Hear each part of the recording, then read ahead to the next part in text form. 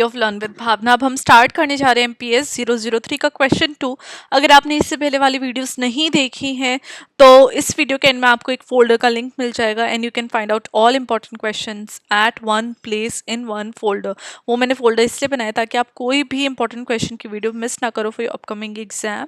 Now starting with the question 2, हमें बात करनी है influence of socialist and liberal ideologies on India's economic planning post independence. तो जब हम बात करते हैं सोशलिस्ट एंड लिबरल की, अगर आपको वर्ड से ही पता चल रहा होगा कि जो सोशलिस्ट आइडियोलॉजीज होती है वो बात करते हैं स्टेट लेड आइडियोलॉजीज या स्टेट लेड प्लानिंग या पॉलिसीज की, जो कि हेल्प करती है इक्विटी लाने के लिए। वहीं पे अगर हम लिबरल की बात करते हैं, लिबरल आइडियोलॉजीज, तो वैसी पॉलिसीज की बात करते हैं जो मार्केट ओरिएंटेड हो, राइट, जहाँ पे ज़्यादा प्राइवेटाइजेशन इंडस्ट्रियलाइजेशन की बातें होती हैं। तो ये दो आइडियोलॉजीज अपने आप में काफ़ी ज़्यादा डिफरेंट है और हमें इन्हीं आइडियोलॉजीज के बारे में बात करके हमें देखना है कि कैसे इन्होंने पोस्ट इंडिपेंडेंस इंडिया की इकोनॉमिक प्लानिंग में कंट्रीब्यूट किया है, क्या इनका इन्फ्लुएंस देखने को मिला है। तो हम स्टार्ट करते हैं अपना आंसर। जो हमारा फर्स्ट, जैसे आप आंसर लिखते हो, जो आपका फर्स्ट पैराग्राफ रहता है वो हमेशा इंट्रोडक्शन का रहता है, इसलिए मैं आपको बताती हूँ कि आप इंपॉर्टेंट टिप्स वाली वीडियो मेरी ज़रूर देखना। आपको पता चल जाएगा कि आपको आंसर राइटिंग कैसे करनी है अपने एग्जाम में, ताकि आप एक फॉर्मेट में रह के एक कुछ चीज़ों का कुछ हमारे पॉइंट्स ऐसे होते हैं, कुछ टिप्स ऐसी होती है जो मे बी हमें ध्यान ना रहे और आप कहोगे कि मैम कंटेंट तो मैंने पूरा लिखा था, जो आपने पढ़ाया था मैंने वैसे ही लिखा, लेकिन मार्क्स नहीं आए। बिकॉज बहुत सारे बच्चे वो चीज़ें नहीं करते हैं जो मैंने इंपॉर्टेंट टिप्स वाली वीडियो में बताया है, और जो बच्चे करते हैं उनके बेटर मार्क्स आ जाते हैं, राइट। तो इसलिए आपको वो वाली वीडियो ज़रूर देखनी है ताकि आप अच्छा स्कोर कर पाओ in your exam. Now starting with the answer, जब हम बात करते हैं इंडिया की इकोनॉमिक प्लानिंग की पोस्ट इंडिपेंडेंस, तो वो एक सोशलिस्ट और लिबरल आइडियोलॉजी से, उनके मिक्स से बनी थी, जहाँ पे हमें देखने को मिला था न्यूली डीकोलोनाइज्ड नेशन, जहाँ पे एक मिक्स्ड इकोनॉमी मॉडल हमें देखने को मिला था। एक बैलेंस की बात हो रही थी कि स्टेट ड्रिवन ग्रोथ भी होनी चाहिए विद प्राइवेट एंटरप्राइजेस। तो दोनों का जो एक मिक्स था हमें देखने को मिला था, जिससे एक सोशलिज्म भी एम्फोसिस हुआ, जहाँ पे इक्विटी की बात हो रही थी। वहीं पे लिबरलिज्म बात करता है इंडिविजुअल के फ्रीडम की, जो मार्केट ओरिएंटेड ग्रोथ की बात कर रहे हैं। तो ये आइडियोलॉजीज ने पॉलिसीज ऐसी बनाई थी जो कि पॉवर्टी को हटाए, इंडस्ट्रियलाइजेशन को लेके आए, मॉडर्नाइजेशन को लेके आए, साथ में एक सोशो इकोनॉमिक डाइवर्सिटी इंडिया की हमें देखने को मिले और उसको एड्रेस करे। तो फर्स्ट हमारा आ जाता है socialist ideologies in economic planning. तो सोशलिस्ट थॉट क्या होती है? वो इंडिया के इकोनॉमिक फ्रेमवर्क को उसने प्रोफाउंडली शेप किया है, पर्टिकुलरली जवाहरलाल नेहरू जी की लीडरशिप के अंडर। तो ये इक्वालिटी और स्टेट कंट्रोल की बात करते हैं, जहाँ पे सोशलिज्म एम करता है कि वो जितने भी डिफरेंसेस हैं अपलिफ्ट मार्जिनलाइज ग्रुप में, उनको कम करे, एक जो इक्वल ग्रोथ है सोसाइटी के अंदर हमें वो देखने को मिले। और ये रिफ्लेक्ट रहता है पॉलिसीज को, जहाँ पे सोशल जस्टिस को प्रायोरिटाइज किया था, पब्लिक ओनरशिप के बारे में बात हो रही थी और वेल्थ रीडिस्ट्रीब्यूशन की बातें होती थी। हमें स्टेट लेड इंडस्ट्रियलाइजेशन देखने को मिल रही थी। जितने भी इंडस्ट्रियल पॉलिसी रेजोल्यूशन थे 1956 के, वो इंडस्ट्रीज को उन्होंने 3 कैटेगरीज में बांट दिया था, जहाँ पे एक सिग्निफिकेंट एम्फेसिस हमें पब्लिक सेक्टर पे देखने को मिला। हेवी इंडस्ट्री जैसे स्टील, कोल, एनर्जी, वो नेशनलाइज्ड कर दिए गए थे ताकि एक इक्विटेबल रिसोर्स डिस्ट्रीब्यूशन हमें देखने को मिले और प्राइवेट मोनोपोलीज कम हो, राइट। अगर प्राइवेटाइजेशन होती है तो हम देखते हैं कि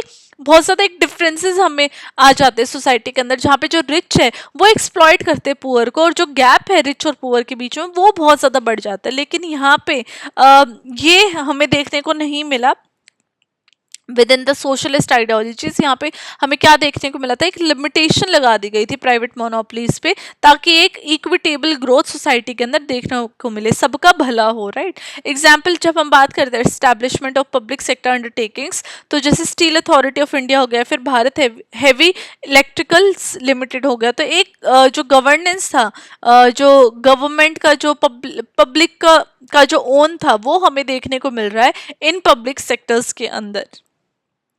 ना वहीं पे सेकंड आ जाता है हमारे land reforms and agrarian policy. अब जितने भी सोशलिस्ट प्रिंसिपल थे उन्होंने गाइडेड लैंड रीडिस्ट्रीब्यूशन भी किया, जहाँ पे उन्होंने रूरल इनइक्वालिटी को एड्रेस किया, जैसे अबॉलिशन ऑफ जमींदारी सिस्टम। वो एम कर रहे थे ताकि वो रूरल पुअर को एम्पावर करे, जहाँ पे रीडिस्ट्रीब्यूट किया गया लैंड को फ्यूडल लैंडलॉर्ड से लेके लैंडलेस फार्मर्स, जिनके पास ज्यादा लैंड थी वो लैंड लैंडलेस फार्मर्स को भी दी गई थी। एक रीडिस्ट्रीब्यूशन लैंड का देखा गया था। एग्जाम्पल जब हम लैंड रिफॉर्म्स देखते हैं जो कि अचीव किए गए थे लिमिटेड सक्सेस से, जैसे कि बिहार स्टेट में, वो और भी ज़्यादा इफेक्टिव होने लग गए केरला और वेस्ट बंगाल में, और सिग्निफिकेंटली ये जो टेनेंट एक्सप्लॉयटेशन था वो कहीं ना कहीं कम होता दिखाई दिया था। थर्ड आ जाता हमारा प्लान्ड इकोनॉमी। अब जो 5 ईयर प्लान्स थे वो इंस्पायर हुए थे सोवियत मॉडल से सेंट्रलाइज प्लानिंग में, जिनका फोकस था बैलेंस्ड रीजनल डेवलपमेंट के ऊपर। जो फर्स्ट 5 ईयर प्लान था उन्होंने एम्फोसाइज किया था एग्रीकल्चर ग्रोथ के ऊपर। वहीं पे सेकंड 5 ईयर प्लान ने बेस था वो महालानोबोइस मॉडल, जो कि प्रायोरिटाइज कर रहा है हेवी इंडस्ट्रीज को, राइट। अब एग्जांपल यहाँ पे आ जाता है construction of large dams like Bhakra Nangal. वो सिंबलाइज कर रहा है स्ट्रेट ड्रिवन मॉडल डेवलपमेंट के ऊपर, जो कि एड्रेस कर रहा है इरिगेशन और एनर्जी नीड्स के ऊपर, क्योंकि जब हम डैम की बात करते हैं तो ऑफकोर्स वो इरिगेशन और एनर्जी के ऊपर ही बेस्ड होता है, इसलिए डैम क्रिएट किए जाते हैं और ये हमें स्ट्रेट ड्रिवन डेवलपमेंट को भी शोकेस कर रहा है। वहीं पे सेकंड अगर हम लिबरल आइडियोलॉजीज की बात करते हैं इकोनॉमिक प्लानिंग में, वहाँ पे हमें देखने को मिलता है मार्केट फ्रीडम, जहाँ पे एंटरप्रेन्योरशिप ज़्यादा बढ़ जाते हैं, इंडिविजुअल राइट्स बढ़ जाते हैं, जो कि इन्फ्लुएंस करते हैं इंडिया की इकोनॉमिक ट्रेजेक्ट्री को। अब वहाँ पे मिक्स्ड इकोनॉमी अप्रोच हमें देखने को मिली, जहाँ पे अनलाइक सोवियत मॉडल अब इंडिया ने एक मिक्स्ड इकोनॉमी अपना ली थी, जहाँ पे पब्लिक और प्राइवेट सेक्टर दोनों देखे जा रहे थे। अब ये जो लिबरल एस्पेक्ट था इसने प्राइवेट बिजनेसेस को अलाउ किया ताकि वो ऑपरेट कर सके नॉन कोर सेक्टर्स के अंदर, ताकि कंपटीशन और इनोवेशन वाली जो फीलिंग्स है लोगों के अंदर वो जागे। फॉर एग्जांपल जब हम को एग्जिस्टेंस की बात करते हैं पब्लिक सेक्टर जाइंट्स की, जैसे LIC हो गया, वहाँ पे हमें प्राइवेट कंपनीज भी देखने को मिली जैसे टाटा और बिरला, प्री लिबरलाइजेशन इरा के टाइम के प्री लिबरलाइजेशन इरा के टाइम पर, राइट। अब वहीं पे ग्रीन रेवोल्यूशन भी आया, जहाँ पे जितनी भी लिबरल पॉलिसीज थी उन्होंने टेक्नोलॉजिकल एडवांसमेंट को प्रमोट किया। एक फ्री मार्केट प्रैक्टिसेस की बात की, जहाँ पे हमें एग्रीकल्चर के अंदर भी ट्रांसफॉर्मेशन देखने को मिला। जितने भी ग्रीन रेवोल्यूशन थी उन्होंने high yield varieties of crops को इंट्रोड्यूस किया, जहाँ पे प्रोडक्टिविटी इंप्रूव हुई और डिपेंडेंसी ऑन इंपोर्ट्स का रिडक्शन देखने को मिला। एग्जाम्पल जब हम इनिशिएट करते हैं एम्पावर्ड इंडिविजुअल फार्मर्स को, तो उन्होंने इंडिया के फूड सेल्फ सफिशिएंसी के अंदर पर्टिकुलरली पंजाब और हरियाणा के अंदर काफ़ी ज़्यादा कॉन्ट्रीब्यूट किया था। वहीं पे थर्ड हमारा इकोनॉमिक लिबरलाइजेशन आ जाता है पोस्ट 1991।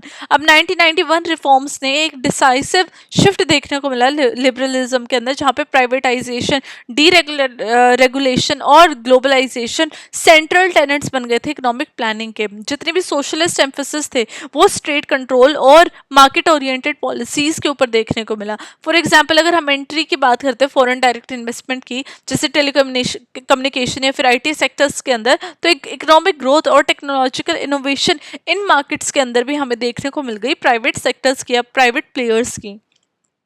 अब इससे सोशोलॉजिकल इम्पैक्ट हमें क्या देखने को मिल रहा है, क्योंकि जब हम को एग्जिस्टेंस देख रहे हैं सोशलिस्ट और लिबरल आइडियोलॉजीज के, तो उन्होंने कॉम्प्लेक्स सोशो इकोनॉमिक इंडिया को स्ट्रक्चर प्रोवाइड कर दिया था, जहाँ पे जितनी भी सोशलिस्ट पॉलिसीज थी वो तो बात कर रहे थे कि पॉवर्टी रिड्यूस हो और सोशल वेलफेयर आए, लेकिन वहीं पे ब्यूरोक्रेटिक इनफिशिएंसी हमें देखने को मिल रही थी, करप्शन था, जो कि उसकी वजह से फुल पोटेंशियल इन पॉलिसीज का हमें देखने को नहीं मिल रहा था। वहीं पे अगर हम लिबरलाइजेशन की बात करते हैं तो हम देखते हैं इकोनॉमिक ग्रोथ बहुत ज़्यादा हुई, अर्बनाइजेशन बढ़ी, लेकिन इसकी वजह से इनइक्वालिटीज़ और रीजनल डिफरेंसेस बहुत ज़्यादा इंक्रीज हो गए थे। फॉर एग्जांपल जब हम IT हब्स की बात करते हैं, बेंगलुरु वो बहुत ज़्यादा थ्राइव हुआ लिबरल पॉलिसीज़ की वजह से, लेकिन वहीं पे रूरल एरियाज़ के अंदर उतना ज़्यादा इंफ्रास्ट्रक्चर डेवलपमेंट नहीं हो रही थी, जिसकी वजह से रूरल अर्बन डिवाइड हमें देखने को मिला था। अब फोर्थ आ जाता है हमारे चैलेंजेस एंड कॉन्ट्रडिक्शन। अब ये जो सोशलिस्ट और लिबरल आइडियोलॉजीज है इनकी वजह से पॉलिसी कॉन्ट्रडिक्शन भी हमें देखने को मिलते हैं। फॉर एग्जाम्पल, जब सोशलिज्म प्रमोट करेगी सब्सिडीज हो, वेलफेयर हो, लेकिन वहीं पे लिबरलाइजेशन बात करता है फिस्कल डिसिप्लिन की, राइट। अब इसकी वजह से क्या है, एक हमें डुअलिटी हमें देखने को मिलती है सेम टाइम के अंदर, जहाँ पे एक टेंशन क्रिएट हो जाती है सोशल जस्टिस और इकोनॉमिक एफिशिएंसी में। अब लास्ट में हमारा कंक्लूजन आ जाएगा। कंक्लूजन आपको हर आंसर में प्रोवाइड करना है। कंक्लूजन में मैंने मेंशन किया कि जब हम इंडिया की इकोनॉमिक प्लानिंग की बात करते हैं तो हम पोस्ट इंडिपेंडेंस के अंदर एक रिफ्लेक्ट करते हैं डायनामिक इंटरप्ले, जहाँ पे सोशलिस्ट और लिबरल आइडियोलॉजीज हमें देखने को मिलती है।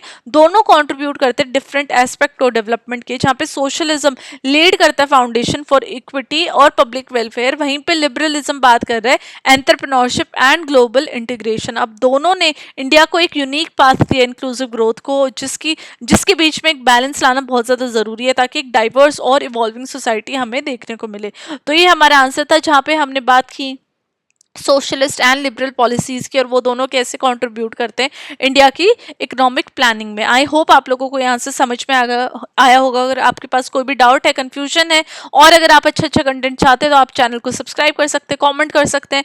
And I will see you with question 3। Till then study well, study hard, and all the very best for your exam.